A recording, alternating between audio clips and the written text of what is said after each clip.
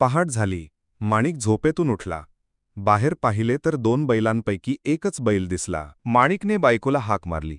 दोघांनी सगळीकडे बैलाचा शोध घेतला, पण बैल सापडला नाही. दुसरा बैल चोरीला गेला होता. माणिक व हिराबाई बैल बाजारात गेले. अचानक हिराबाई ओरडली. अहो, हा पहा आपला बैल. चोर सापडला. आवाज ऐकून चोर घाबरला.